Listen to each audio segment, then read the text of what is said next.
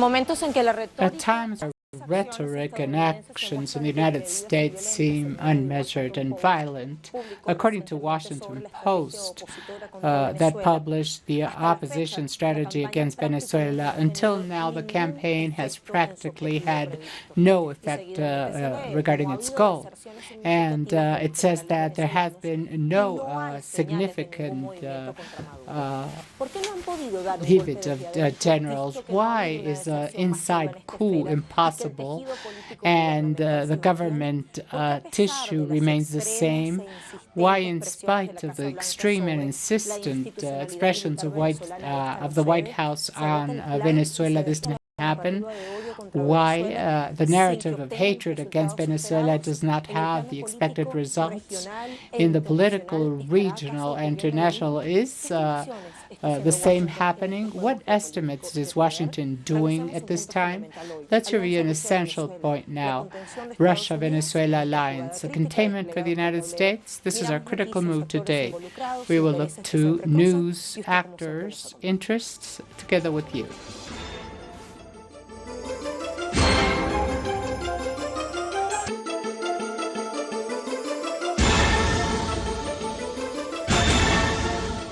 In the context of strategic cooperation and the full exercise of sovereignty, Venezuela received almost 100 Russian professionals for technical military collaboration, more than 35 tons of equipage, and the opening of a training center for Venezuelan pilots. The United States did not like this and called it a provocation, to the point that last Wednesday met in White House with Juan Guaidó and President Trump, who threatened that Russia must stop. And to attain this, all the cards are on the table. Russia considered these declarations as arrogant. Through foreign affairs in China, China emphasized Latin America does not belong to any country and is not the backyard of any country. Mike Pence also added the list of activities as well. The United States considers that the arrival of military aircraft from Russia is a provocation that is unwanted. We call upon Russia to stop all support to the regime of Maduro and align to Juan Guaidó, to align with this hemisphere and all the world until freedom is reinstated. Russian personnel arrived to Venezuela according to the intergovernmental and bilateral agreement on military and technical cooperation. Nobody has canceled this document. Russia has not violated anything, not national or international agreements. Russia is not changing the balance of forces in the region. It is not threatening anybody, unlike Washington officials, whose declarations I just mentioned. Neither Russia nor Venezuela are provinces of the United States. In the last 2 decades, these two countries have developed varied instruments for cooperation and the concept of high connectivity. A new phase in relations just started in 2000 after a meeting between Presidents Hugo Chavez and Vladimir Putin in the city of New York in the context of the 55th meeting of UN General Assembly.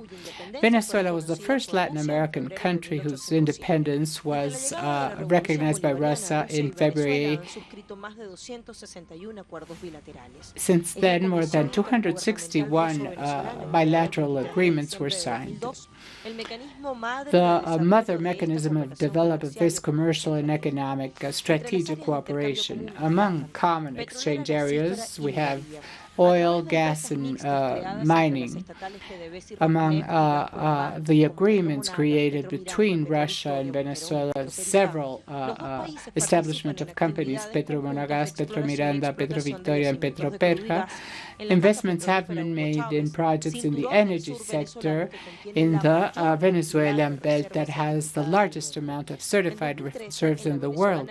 In 2013, in Margarita Islands, the second Russian-Venezuelan commercial partner in Latin America. And Russia has also invested in the cryptocurrency Petro, besides the exploration of the Orinoco Basin for oil reserves. Agricultural. On 2017, Venezuela received several assistance in the midst of economic war. Both countries are working in food production, education, science, and technology. Bilateral cooperation in higher education was established in the main universities of the Russian Federation. Since 2013, the annual quota of scholarship granted by Russian government is used in full. There's also cooperation in airspace cooperation telecommunications. Health. Russia assists Venezuela in the production of vaccines, medicines, and the development of nuclear medicine.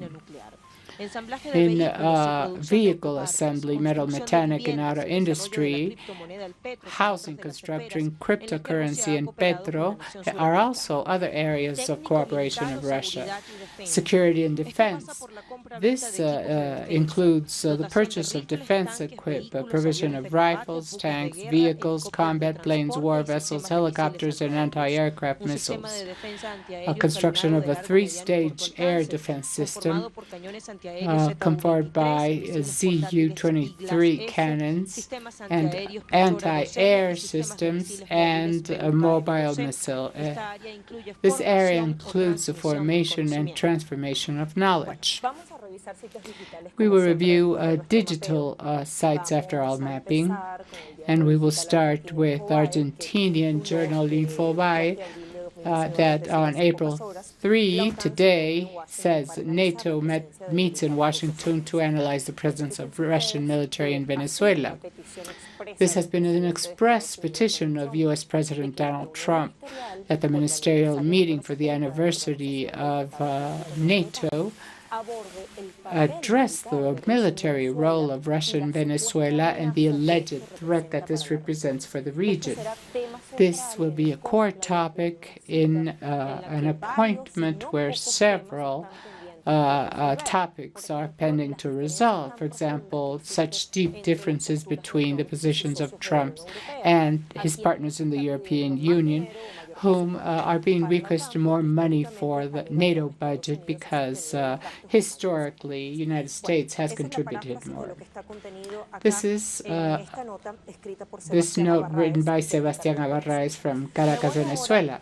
I now go to Russian news agency Sputnik, that on April 2 published Colombia misinterpreted Russian letter on Venezuela.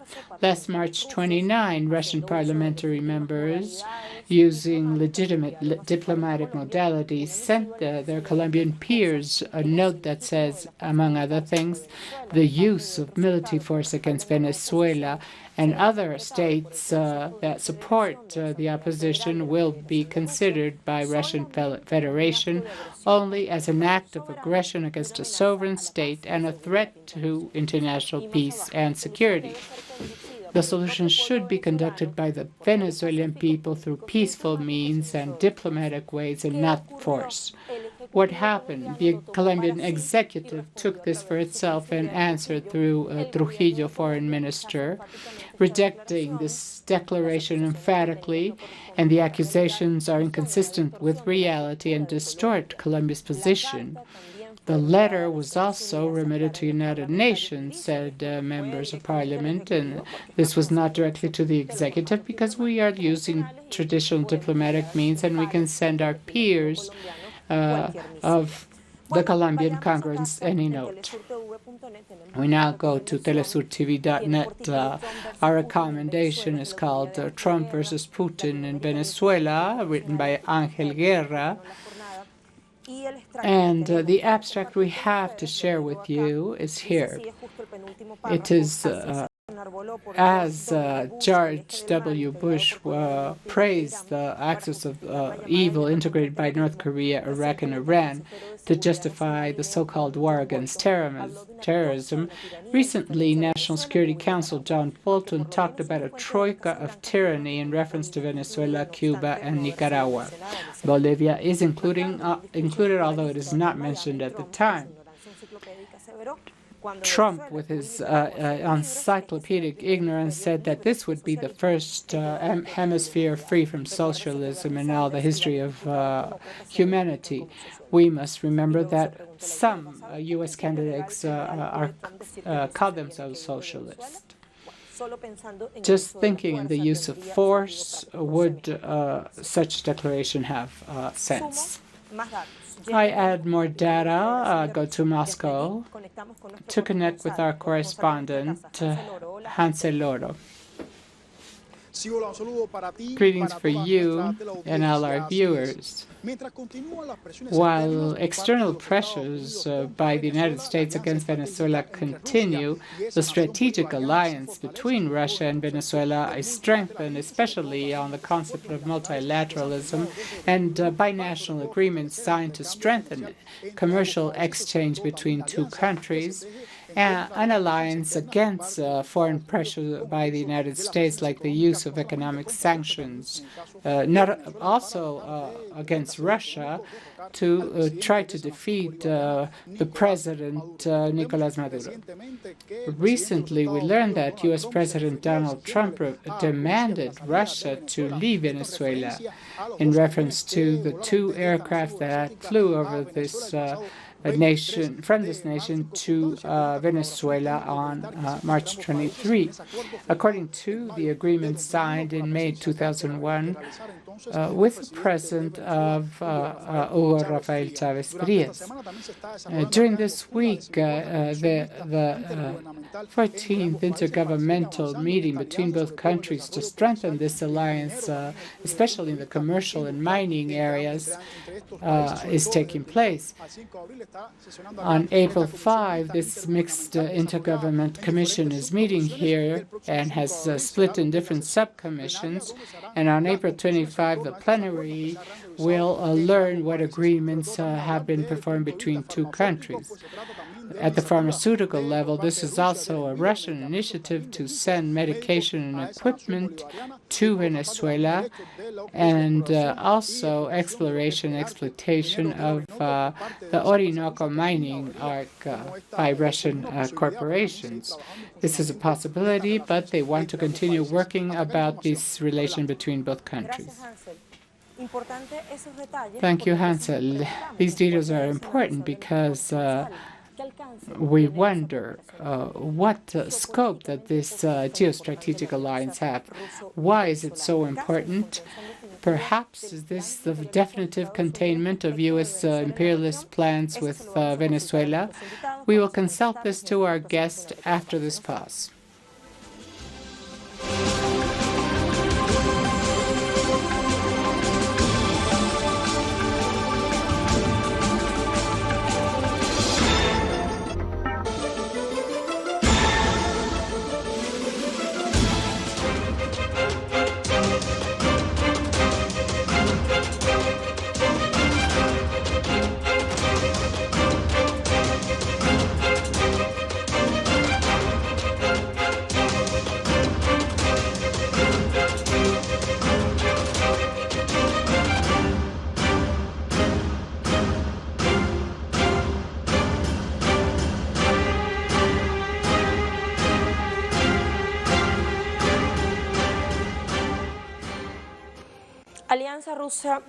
Russia-Venezuela alliance, U.S. containment. This is our question today in our critical move.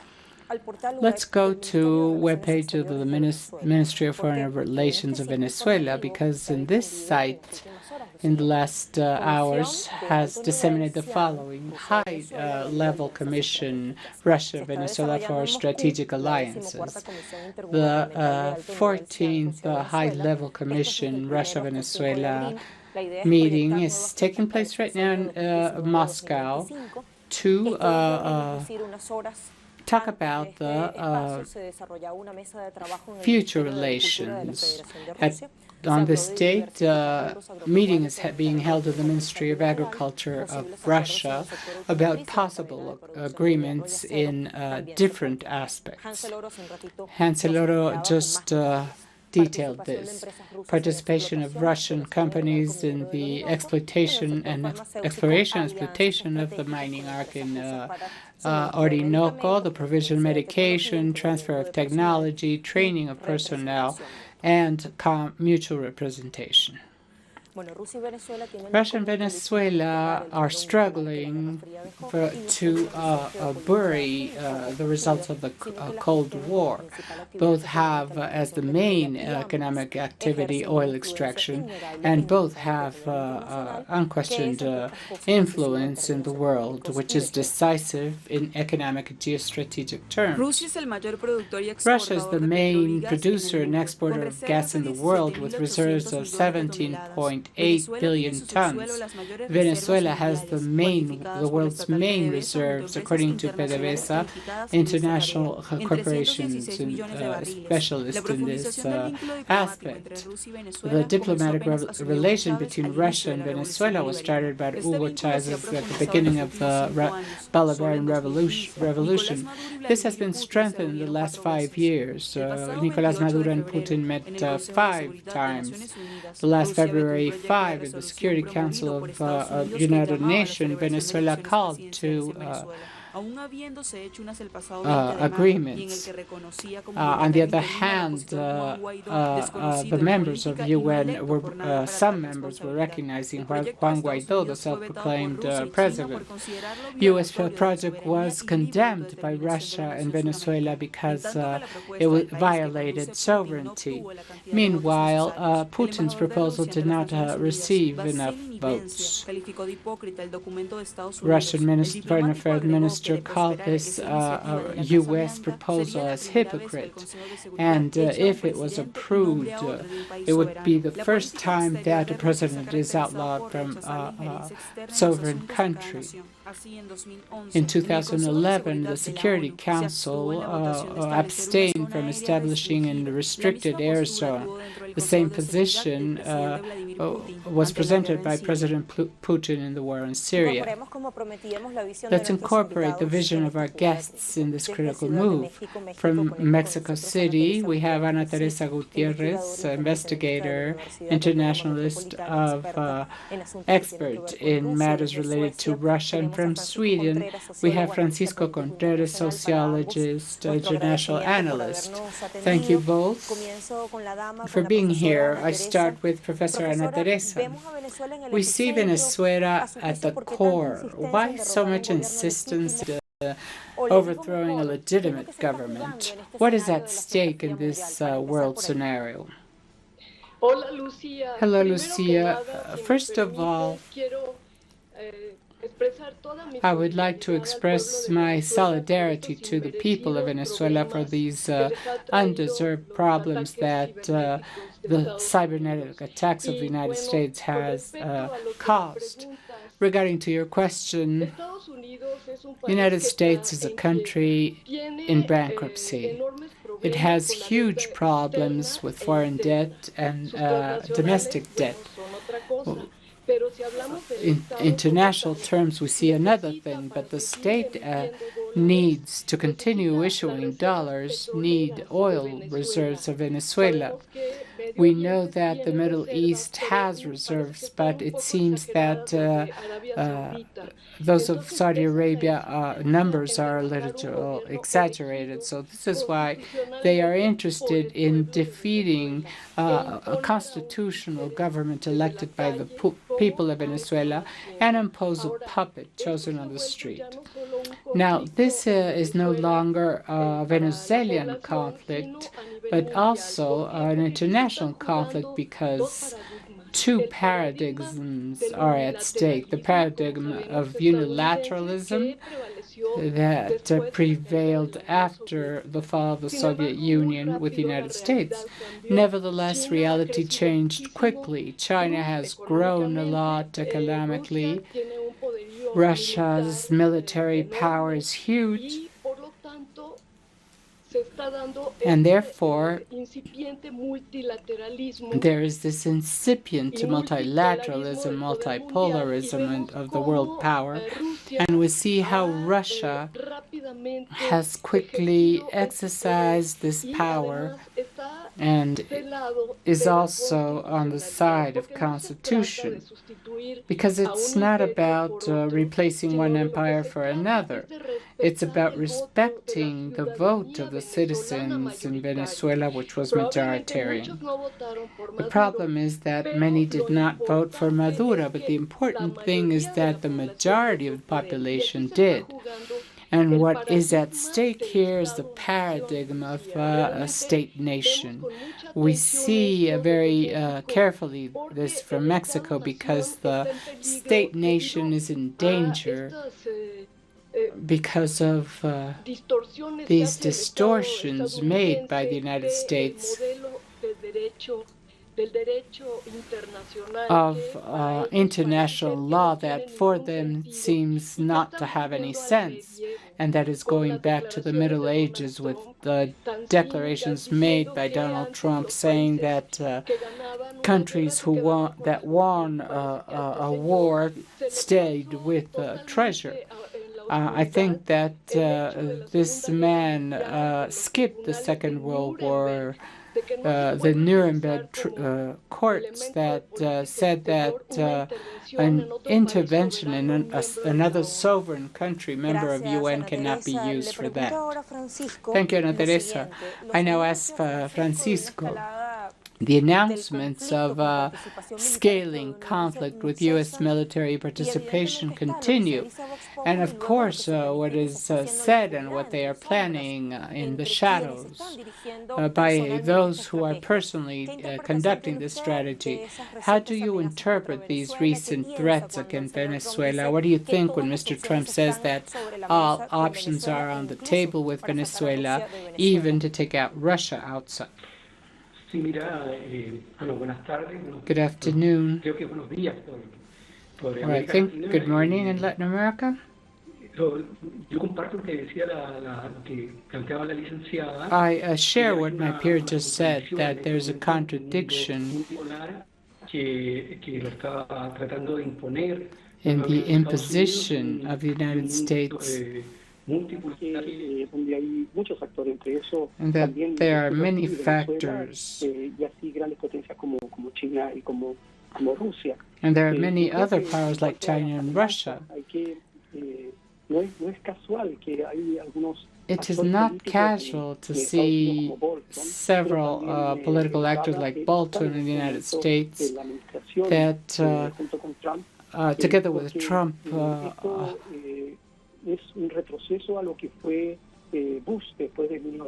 because this is a step back from Bush in 1989, when they had the principles for global hegemony that was based on three things. One, the right to integrity. Are you with us or against us? And a preventive attack. What they did in the Middle East. And the third is to use all weapons, both conventional and non-conventional. Those principles that of Bush's policy are returning again with Trump. The threats to Venezuela and attacks to Venezuela, but also the blockade with Cuba, the political turn that is worse as compared to Obama, and this at this time, the United States, both in the Middle East and Asia, has been losing space and must go back to what they call the backyard. What they said in 1923 with the Monroe Doctrine. And they want to control this backyard, what they call the backyard. And Venezuela a strong Venezuela against the Monroe Doctrine is not in the U.S. plans. Especially Venezuela is one of the countries of Latin America that has promoted integration in Latin America with UNASUR, ECLA, CALVA. So I think that it is important to see how the United States at this time is approaching the right-wing governments of Latin America. Latin America that is subordinate to the United States and where the United States can impose economic, military, and political interests, which is not casual. Mike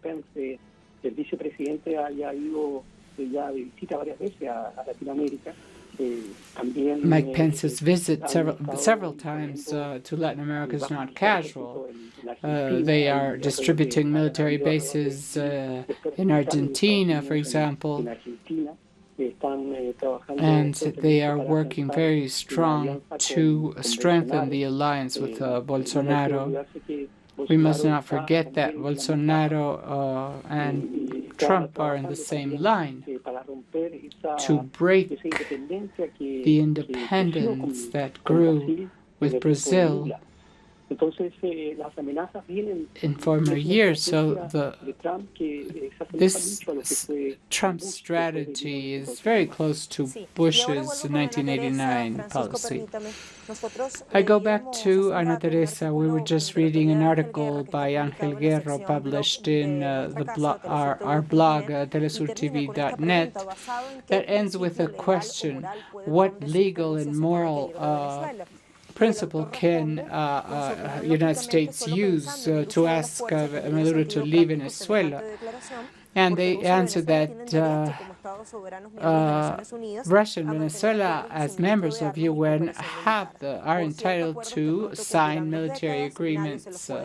Nobody can prohibit that, especially when Washington is practicing a war against Caracas in practically all levels for human subsistence. In practice, several attacks have taken place.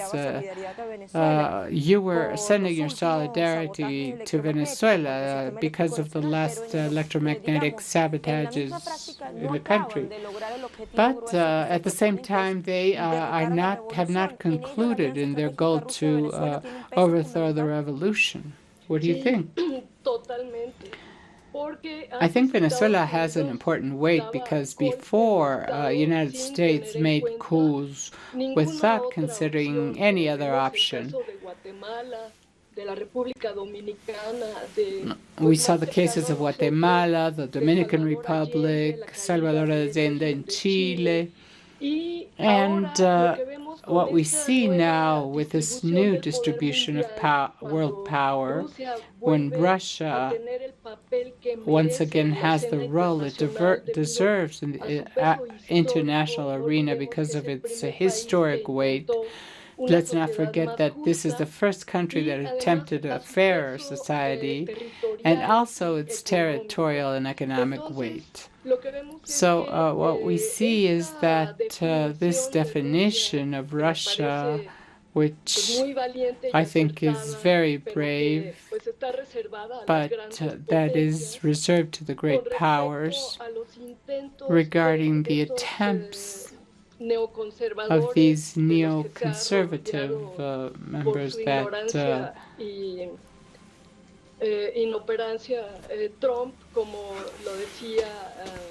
just like Trump's assistants, like Bolton and Pence, like Mike Pompeo, that do not consider international law, we see how the weight of these other great emerging powers are achieving a balance that for us, the weak countries, and enables a possibility of preserving our sovereignty at times when the transnationals want to defeat states, nation, and they want to divide these states. This was the idea in Iraq, especially now in Syria, to pass gas from Qatar to the European Union, weakening Russia's economic force, the gas supplier to Europe. And therefore, for us in Latin America, it is very important for the states, nation to remain free and sovereign. And the success of the Venezuelan people with its patient and admirable resilience against these attacks that have left them without water and electricity,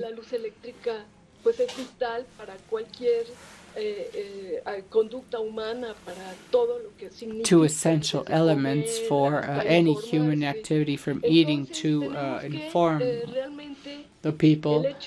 We have the fact that Russia has declared itself in this way is very important for us in the Latin American region.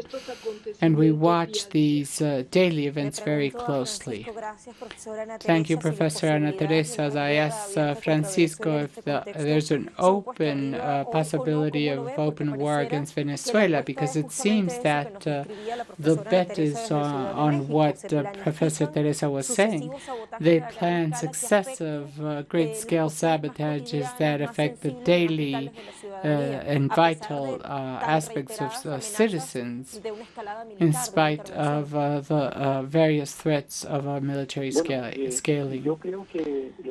I think that the war threat by the United States must always be taken seriously. I don't think it's only a speech. The United States is still a world power at the military basis. It has been recently involved in the Middle East and continues to have a military presence that is significant. In hundreds of countries, there are military bases. I think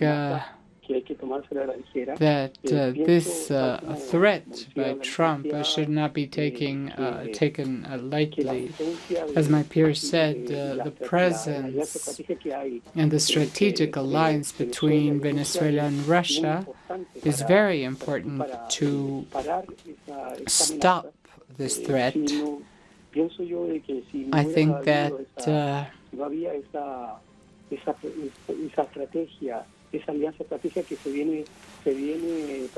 without the strategic alliance that has been functioning for a long time through agreements, I understand these are 264 different agreements, and including military agreements.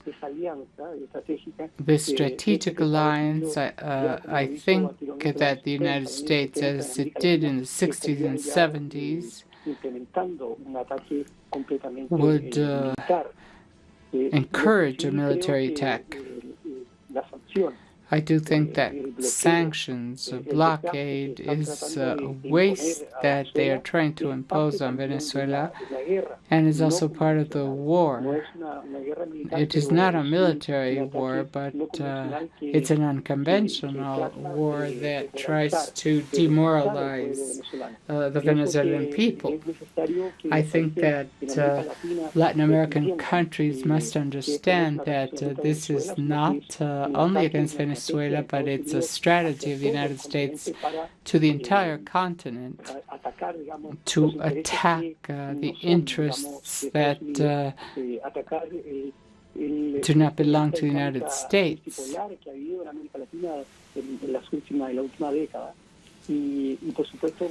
Attack the achievements made in Latin America in the last decade. And of course it goes to the entire Latin American people. So we hope that the people resist and that Trump loses this war, because if the United States loses this war, Venezuela, this will not only be a victory for Venezuela, but also for Latin America and its independence. Thank you very much, Francisco. Professor Ana Teresa from Sweden and Mexico. atendernos y darnos sus consideraciones sobre esta jugada crítica. Y nos apuntábamos dos preguntas justamente para ir a la pausa y ver hacia dónde encaminamos el I would like análisis to luego de see resultados. talk with our guests and to answer, is Venezuela a new cause for the continued separation between the US and Russia? Why, with the country with the main military expenses in the world is going against a nation that allegedly has few capacities of defense? We will continue with these answers after this pause.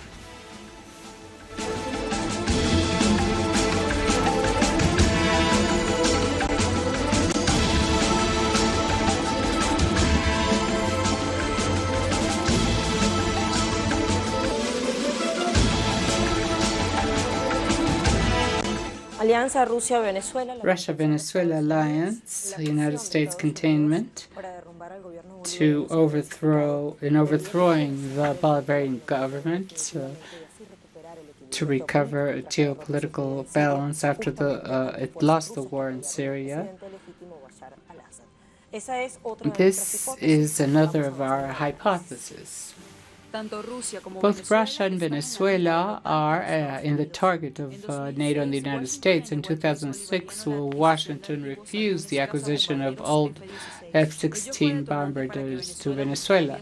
This was enough for Venezuela to seek alternative ways, and long, mid, and short-scale equipment was achieved, and other equipment, anti-air equipment, and mobile missiles were achieved. Venezuela has updated its CASA equipment, considered among the combat aircraft that are the best among the world.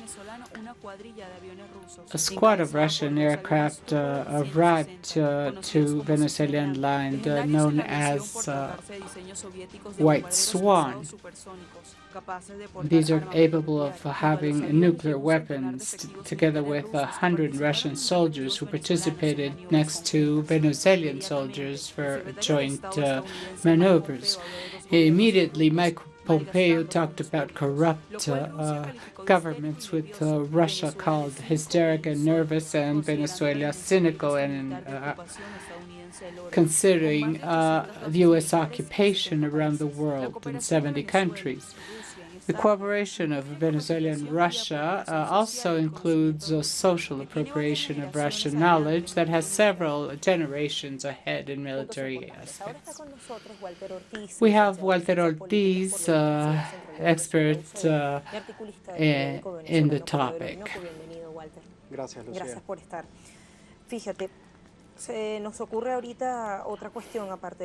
Besides the data we were offering in the context, bicentennial exercise in 2019, as of February 10, the Bolivarian Air Force also exhibited Russian aircraft, and this has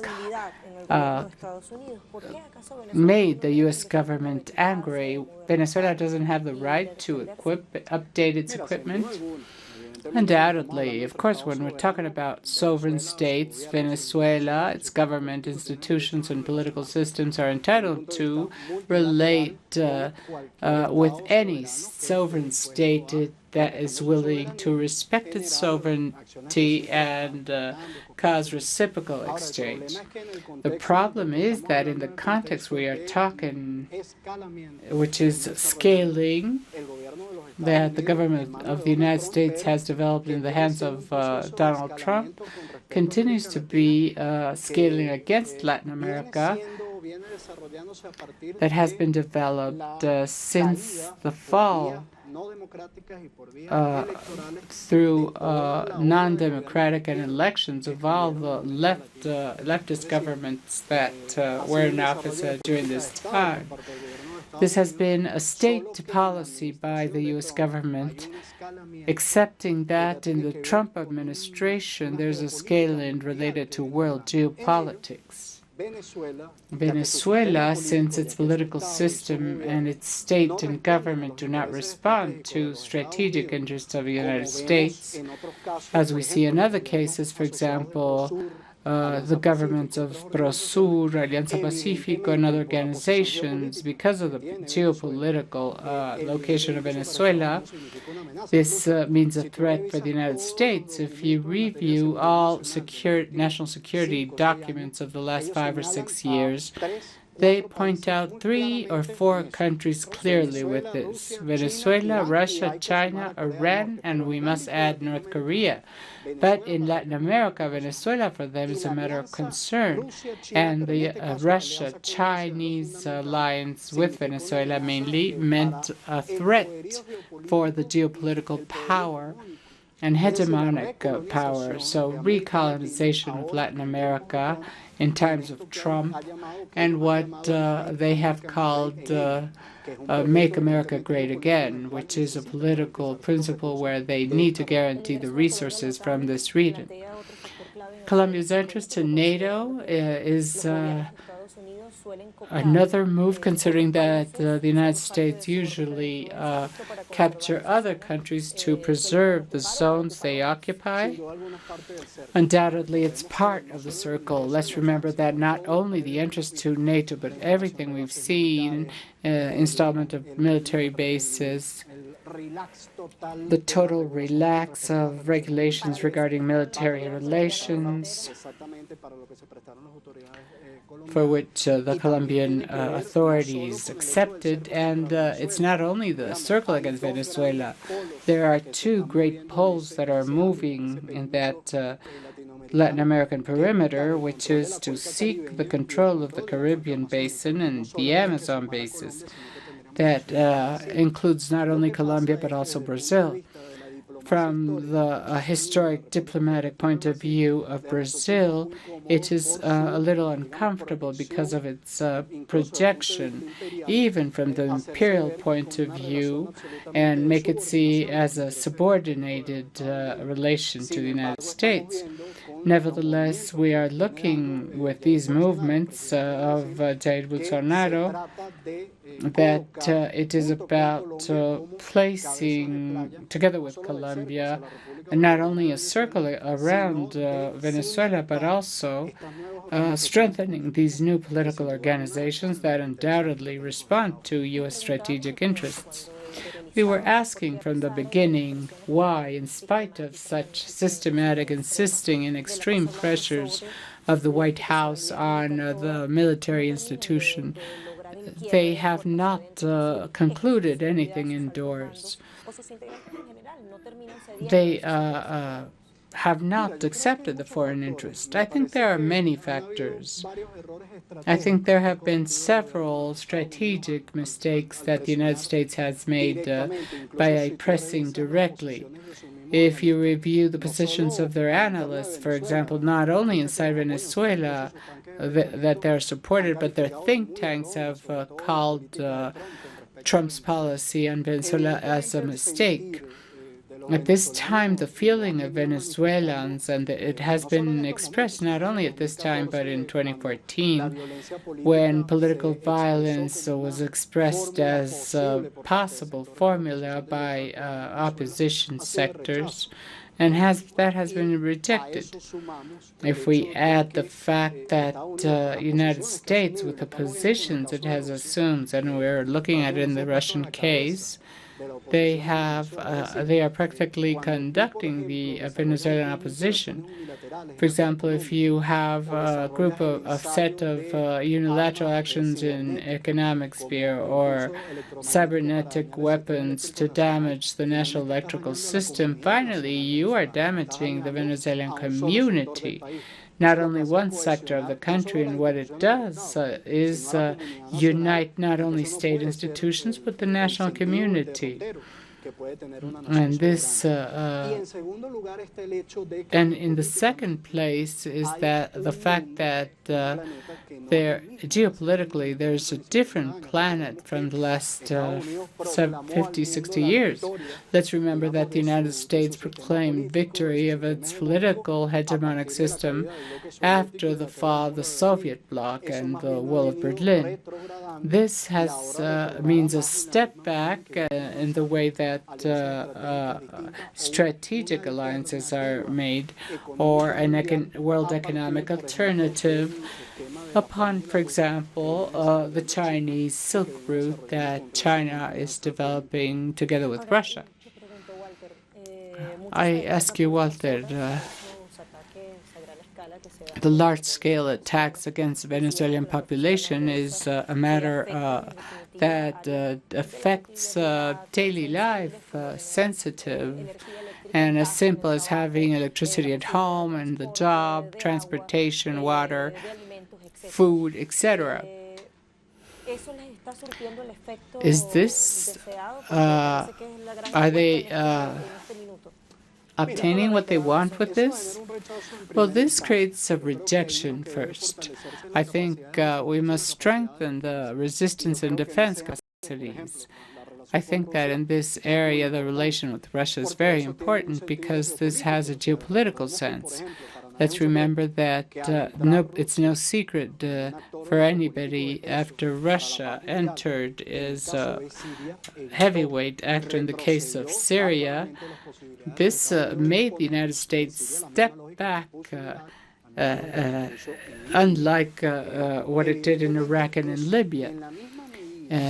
In the same way that this political alliance could have with this alternative world is made in defense resistance capacity, and especially understanding who are causing the attacks to the Bolivarian Republic of Venezuela, I think it will have no effect. If they would like to scale up on these matters against Venezuela, because when we're talking about intervention, you can say it in general, but interventions have many mechanisms, especially in the 21st century. Evidently, they need territory, and they need what they haven't been able to achieve, which is to break the country's institutionality and the armed forces, as well as the political body of the republic. Our last question.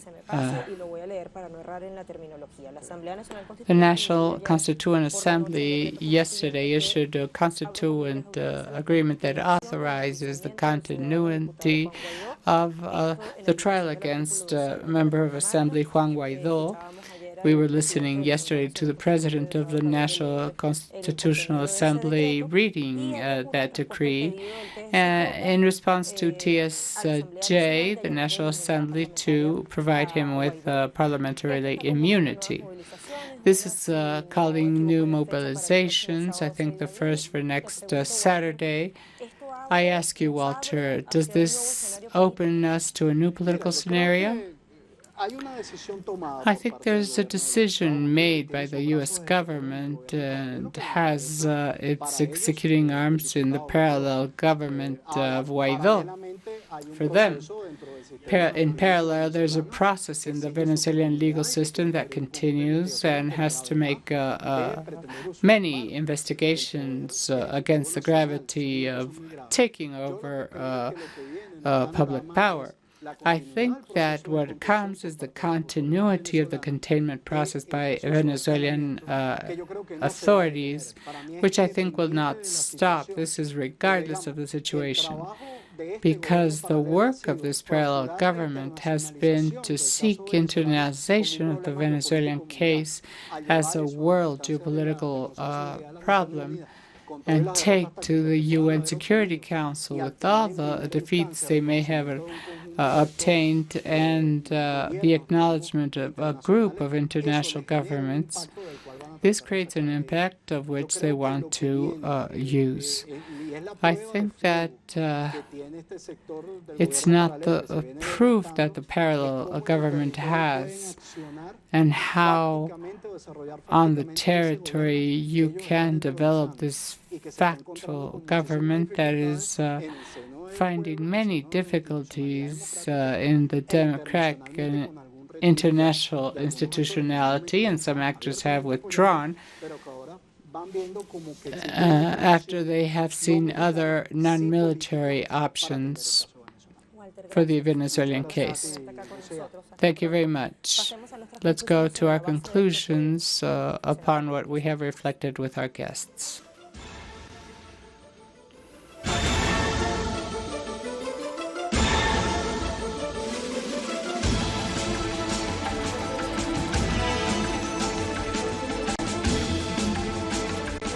Estados Unidos lidera la estrategia de ataque, de cerco y de asfixia contra Venezuela e intenta acelerar un caos con actos de sabotaje a gran escala que creen un caos interno. Large-scale sabotage to accelerate internal instability.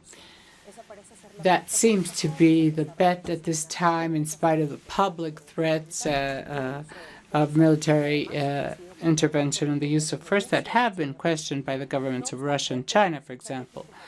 Nevertheless, the United States has made strategic mistakes when they're trying to unarm the Venezuelan armed forces and question the strategic alliance with Russia, because Venezuela, as any other country, has a legitimate right to associate with the governments it deems convenient or that are aligned to its foreign policy.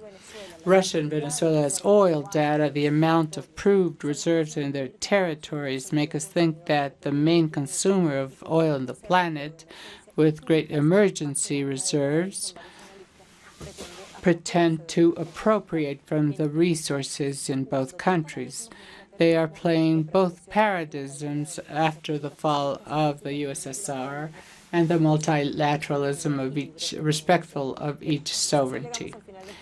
We reach the end of this critical move. Continue with us.